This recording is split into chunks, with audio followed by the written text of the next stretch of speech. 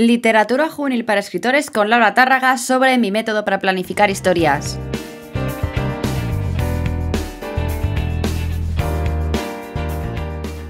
He de decir que este episodio casi no llega, porque lo estoy grabando un día antes de que salga, ¿vale? Y por lo tanto, ha sido una de estas semanas en las que he ido retrasando todo aquello que se me ha hecho un poco cuesta arriba, ¿no? Entonces la hora de ponerme con el podcast la veía un poco lejana y la verdad es que no tenía muchas ganas, voy a ser sincera contigo. Pero bueno, aquí estoy cumpliendo una semana más con el episodio del podcast de Literatura Juvenil para Escritores, que además es en solitario, porque como te dije ya hace unos cuantos capítulos, mi intención es que haya un episodio en solitario, un episodio con invitada y así hacerlo un poco más dinámico, que no sea únicamente un sitio donde hacer entrevistas y demás. Ahora, hoy me gustaría hablar de mi método de planificar historias porque es un poquito peculiar, aunque seguramente alguien haga exactamente lo mismo que yo, pero bueno. Y antes de ello vamos a ponernos con los típicos comentarios de antes de un podcast, antes de empezar el programa, ¿no? ¿Qué estoy leyendo ahora mismo? Bueno, ahora mismo estoy leyendo El mapa de los anhelos de Alice Kellen. Es el último libro que ha publicado y fue casualidad, porque ayer me fui a la compra y vi el libro allí esperándome en la mesa de novedades y junto con el de el día que dejó de nevar en Alaska, no me acuerdo si es exactamente así, algo parecido es, también de Alice Kellen, y son dos libros que tenía muchas ganas de leer, así que pregunté por Instagram, les dije, elegid vosotros cuál voy a leer, y salió ganando El mapa de los anhelos, y empecé a leerlo esta mañana. Así que bueno, pues de momento me está gustando bastante. La primera página ya me ha dado, el primer capítulo ya me ha dado indicios de que voy a sufrir como nada, porque con Alice Kellen siempre se sufre en sus libros, esto es así, hay que dejarlo claro desde el principio. Pero bueno, tengo muchas ganas de ponerme a ver qué es lo que me depara Alice Kellen en esta nueva aventura. ¿Y libro juvenil de la semana que te recomiendo? Bueno, pues este es el libro que terminé ayer por la tarde, pero es que tenía que recomendarlo hoy. Y en realidad más que juvenil, bueno, es juvenil infantil juvenil, ¿vale? Porque aunque está catalogado para que se pueda leer a partir de los niños de 8 años, en realidad yo creo que lo puede leer cualquier persona. Yo lo he disfrutado como una enana, a mí me ha encantado, ha sido una aventura de principio a fin, me ha hecho sentir como si estuviera de nuevo siendo una niña y la verdad es que me ha enseñado muchísimo a la hora de escribir literatura infantil, porque creo que una de las maneras más pero más accesibles a nosotros para aprender, para formarnos, es a través de los libros que escriben los propios autores de lo que queramos aprender, ¿no? En este caso yo me quiero formar más acerca de cómo escribir libros infantiles y por lo tanto escojo autores que ya tienen una trayectoria en este sector, ¿no? Así que bueno, pues he empezado con Pablo C. Reina y el libro La Casa de los Dragones, que fue una de las novelas finalistas en el Barco de Vapor 2019, si no recuerdo mal. Y la verdad es que es una historia que me ha gustado muchísimo, es una historia en la que vemos a Marcos, acompañamos, mejor dicho, a Marcos hasta casa de su autora favorita para descubrir por qué no ha escrito la tercera parte de su trilogía favorita de la vida, ¿no? Y a raíz de ahí pues vamos a ir conociendo a una autora con todos sus miedos, sus prejuicios y todo lo que a nosotros nos pasa por la cabeza. Así que además creo que es una historia muy interesante si además escribes, porque te vas a ver reflejado fácilmente con todo lo que te cuenta Pablo en esta historia, ¿no? Y desde el punto de vista de esta autora. Por cierto, algo que me gustó mucho y es que si no me falla la intuición, está ambientado en el País Vasco, ¿de acuerdo? No se menciona en ningún momento que está en el País Vasco, pero tanto el apellido de ella es vasco como que de momento dice que menciona al Aita, como algunas cositas que he ido viendo a lo largo de la historia que me hacen pensar que está ambientado en el País Vasco. Por lo tanto, punto para esta historia, porque a mí me encanta que estén ambientadas en España, ya lo sabes, porque creo que necesitamos más literatura ambientada aquí y no tanto en otros lugares, sobre todo teniendo en cuenta que somos escritores yo soy escritora de aquí, ¿no? Y me hace ilusión ver en general cómo se ambientan historias en lugares más allá de Barcelona y Madrid, ¿no? Así que bueno, para mí, libro recomendadísimo para esta semana, La Casa de los Dragones de Pablo C. Reina. Y antes de entrar con el medio del asunto, siento si soy un poco pesada a nivel spam, pero nunca hago spam de mis propias cosas, de mis propias novelas y demás. Así que creo que esto quería compartirlo por aquí, por si acaso a alguien puede interesarle. Y es que se han cumplido 3 años de la publicación de Entre Vidas, ¿vale? La novela que salió a través de un crowdfunding que conseguimos en 20 horas. Y quería darle un homenaje de alguna manera. ¿Y cómo lo he hecho? Pues he creado una pequeña caja literaria donde solo va a haber 10 unidades de estas cajas para poder leer entre vidas, metiéndote por completo en el Hotel Vista Roja, que es donde está ambientada la historia, ¿no? Y bueno, a partir del 6 de abril van a estar a la venta. Quiero hacer hincapié en que solo va a haber 10 unidades de cajas, no voy a hacer más, por lo tanto el día 6 cuando se abra ya tengo un par reservadas, por lo tanto solo quedan 8, si quieres reservar tu caja literaria puedes escribirme por mensaje privado y por ahí yo te reservo tu caja para que la puedas comprar el día 6 y la tengas asegurada, y en cuanto se acaben las existencias ya no va a haber más. ¿Cuándo se acaban las existencias? Pues mira, puede ser el mismo día, puede ser que dentro de 3 meses, no tengo ni idea, pero bueno, si te interesa leer entre vidas, si te interesa leerme por algún lugar, pues esta es una manera muy interesante de hacerla, porque además con esa caja lo que pretendo es que entres de lleno en toda la experiencia de leer el libro. Y así, bueno, pues voy probando algo nuevo, ¿no? Porque a mí me gusta mucho esto de probar cosas nuevas para promocionar y demás, así que bueno, si te interesa, pues ahí lo tienes. Y ahora mismo ya sí vamos a entrar en el meollo del asunto, que es hablar de mi método para planificar historias. Vale, tengo que hacer un par de paréntesis, ¿no? Porque yo lo de planificar lo llevo un poco chururú, en el sentido de que planifico las novelas middle grade y no planifico nada las novelas de juvenil. ¿Por qué es esto? Pues mira, no tengo ni idea, pero creo que tiene que ver mucho con la manera en la que ambos públicos, iba a decir géneros, pero no, en realidad son públicos, entraron en mi vida, ¿no? Cuando yo empiezo a escribir infantil, empiezo a escribir middle grade, ocurre para poder presentarlo al Barco de Vapor, que, bueno, ya te contaré un día porque creo que no llegó nunca ese libro al Barco de Vapor, no por nada, sino porque metí la... Bueno, vaya que sí lo cuento. Metí la pata hasta el fondo, ¿vale? Porque el Barco de Vapor es uno de los pocos concursos a los que se envía de manera física los libros, ¿no? Tienes que hacer 3 copias de cada libro, mandarlos en sobres, dentro con una copia digital en un pendrive, etcétera, etcétera. ¿Y qué pasa? Que como eran tantas copias, a mí me daba un apuro que se perdieran, que ya no aparecieran por ahí por ninguna parte, que le puse remitente al sobre. Tengo entendido que cuando haces eso ya se te descalifica directamente, o sea, entras por la editorial y sales por donde has venido, quiero decir, al final es un concurso anónimo, por lo tanto, si en tu sobre ya pone tu nombre, ya no es anónimo. Así que creo que se me descalificó ya de buenas a primeras y estuve pensándolo el otro día. O sea, hace 2 años que lo mandé y creo que ahora acabo de caer en la cuenta de que metí la gamba hasta el fondo. Pero bueno, eso es otro asunto. Por lo tanto, a lo mejor significa que puedo volver a mandarlo. No lo descarto. Pero bueno, entrando en el medio del asunto, cuando yo empecé a escribir esa historia de middle grade fue para mandarlo a ese Barco de Vapor. Y la verdad es que fue todo un momento de redescubrimiento, ¿no? Estuve leyendo mucho infantil, estuve viendo esas estructuras que se repetían, esos gags que se solían repetir y demás. Y entonces planifiqué un poco. Tenía una libreta en la que iba apuntando todas las ideas, o sea, iba haciendo como un poco lluvia de ideas, no estaba siguiendo como el método que seguía para literatura juvenil, que básicamente mi método consiste en hacer muchas lluvias de ideas, tener una libreta normalmente a mano, en físico, en blanco, y apuntar ahí todas las ideas que se me van ocurriendo. Todo siempre nace de una pequeña chispa, ¿vale? Por ejemplo, El Imperio del Sueño nació una noche mientras yo no podía dormir en verano y pensé... Jolín, me encantaría robarle a alguien un sueño, soñar eso y ya está, ¿sabes? Porque normalmente en verano tengo más pesadillas y demás, es más tortura para mí dormir porque odio el calor con todas mis fuerzas. Entonces, eso es lo que yo pensé. Entonces, ese momento dije, ¡uy! Ideaca.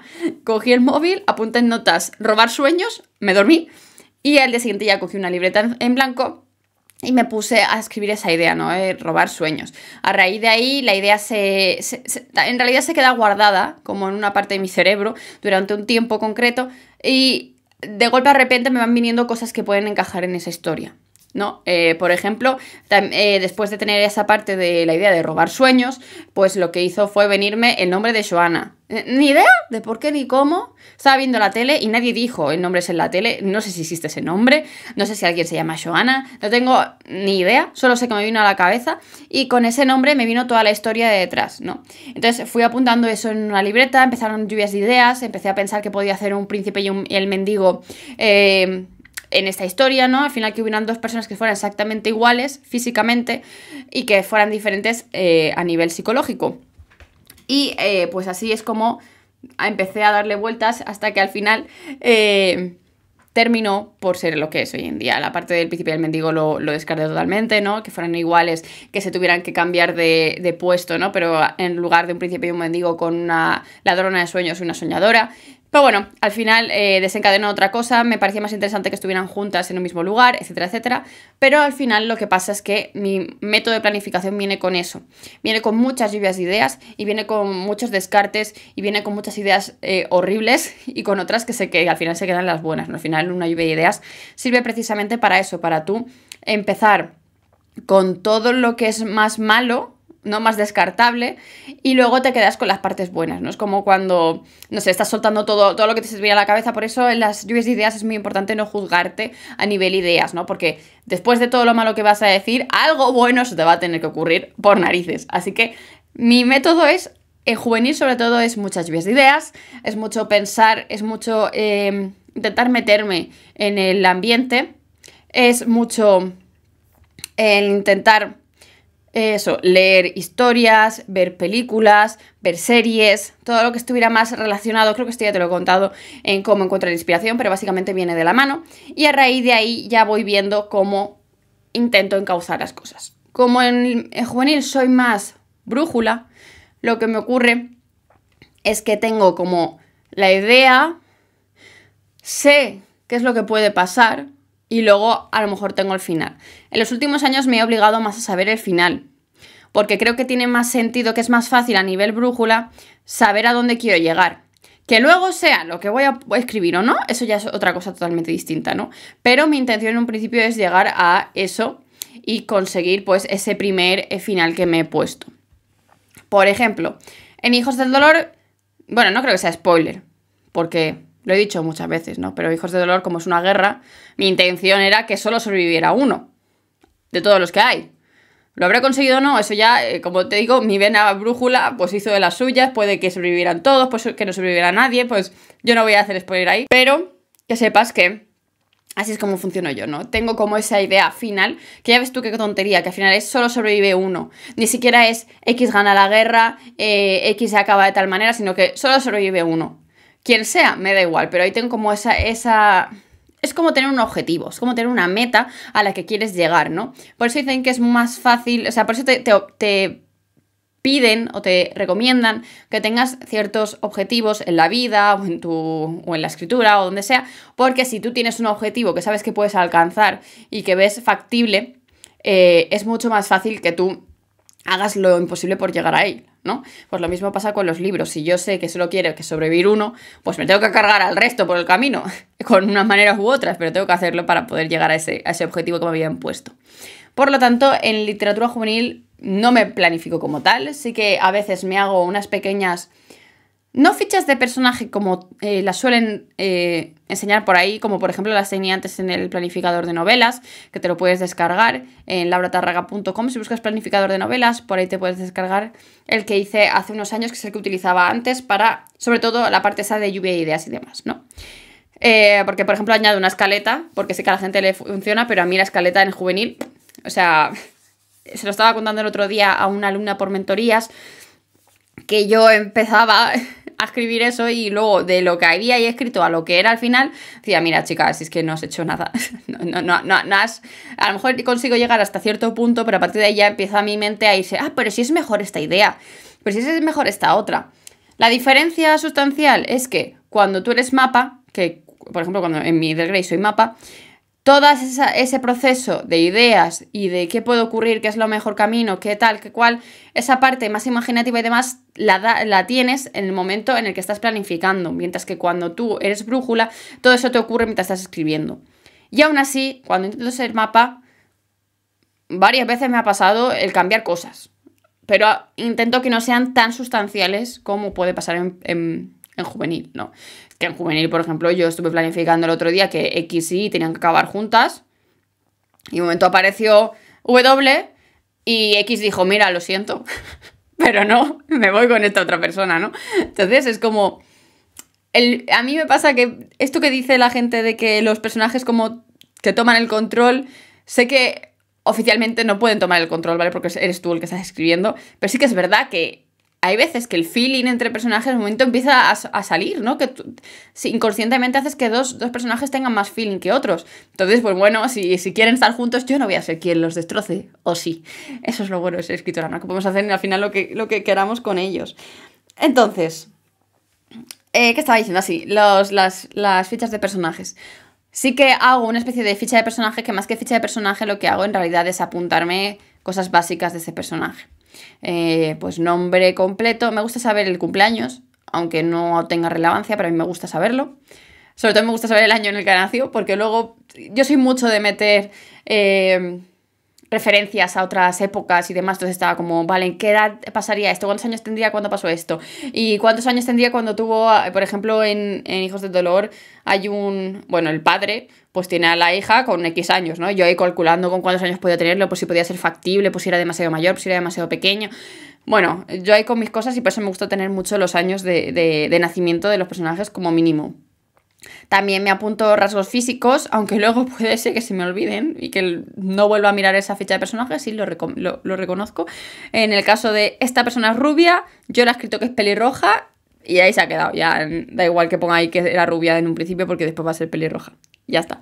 Luego sí que me gusta hacer un poco de introspección y me gusta escribir un poco la historia del personaje, cómo ha sido hasta el momento en el que está empezando la historia, ¿no? También es un ejercicio de psicología de personajes para saber un poco cómo va a actuar en ciertas situaciones, que son las partes más difíciles de su vida, si lo ha tenido todo fácil, si lo ha tenido todo bien, si ha tenido algún traumita que después puedo utilizar en el libro, etcétera, etcétera. Entonces, a mí tener ese pequeño, tampoco es hacer una biografía completa, no es escribir un libro sobre el personaje y su historia, sino un pequeño resumen acerca de todo lo que le ha pasado y cómo ha llegado hasta el punto en el que están ahora mismo.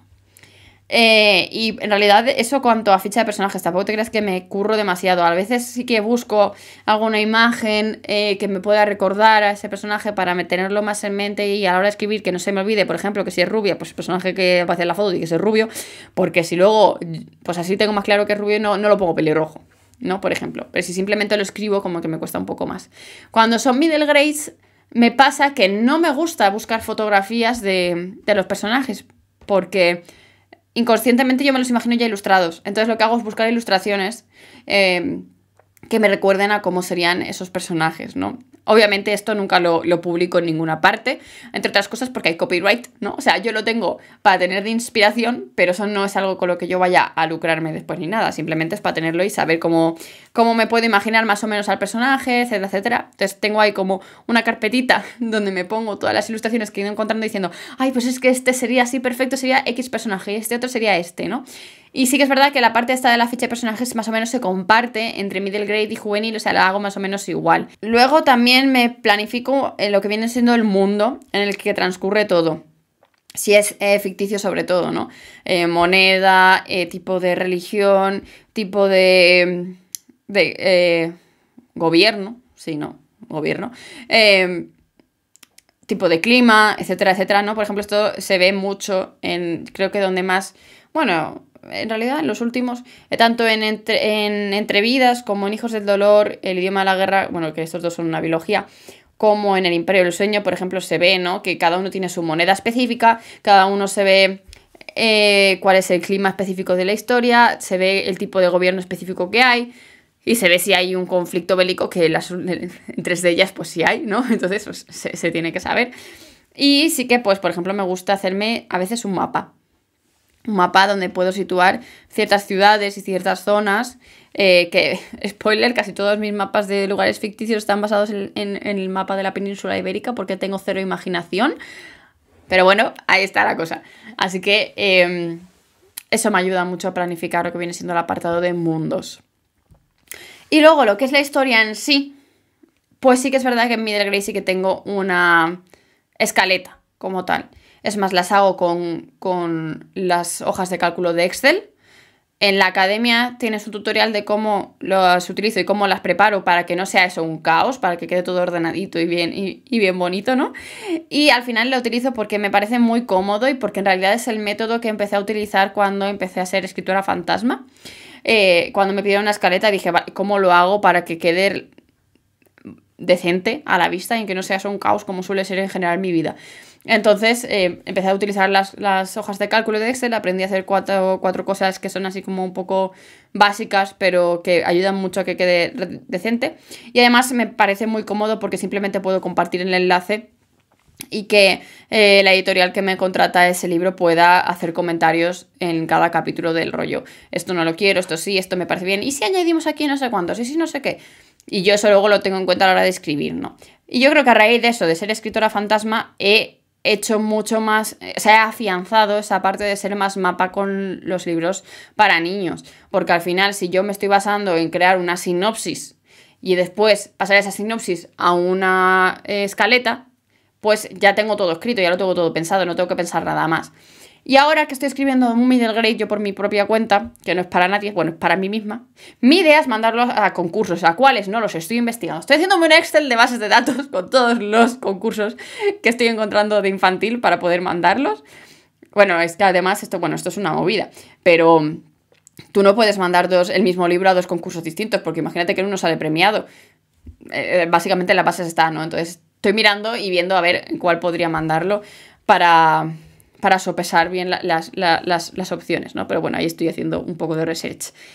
Y bueno, pues con esta historia lo que hice fue, como estoy acostumbrada ya desde el año pasado a hacer los libros fantasmas, que he funcionado a raíz de una sinopsis y después pasarlo al Excel, pues lo primero que he hecho ha sido crearme una sinopsis. Una sinopsis larga, una sinopsis argumental, donde te cuento con pelos y señales todo lo que pasa en la historia. Desde quiénes son, cómo aparecen, hasta cómo acaba, qué es lo que pasa entre medias, etcétera, etcétera. Y eso después lo paso a la escaleta. ¿Por qué hago eso? Pues básicamente porque así sé hasta qué punto cortar en cada capítulo. Parece una tontería porque dices, oye, Laura, si ya has escrito la sinopsis argumental, ¿para qué te vas a estar amargando tú ahora a pasarlo a una escaleta? Pero tiene todo el sentido, porque yo en las sinopsis argumentales, como hago esa lluvia de ideas que después puedo ir retocando y viendo y tal y cual, ¿no? Es como dejo fluir esa parte más brújula, en la que pues de momento si aparece un villano, pues a ese villano lo tengo que añadir algún detallito al principio, hacer alguna mención, etcétera, etcétera, para que después tenga sentido con el final, ¿no? Al final...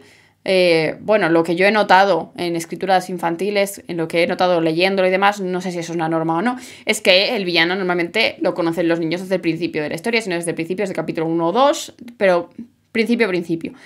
Y para que después el plot twist tenga sentido, ¿no? Para que después ese giro argumental se vea y los niños se queden como, ¡oh! Esta persona que ha estado ahí todo este tiempo ha sido el malo, ¿no?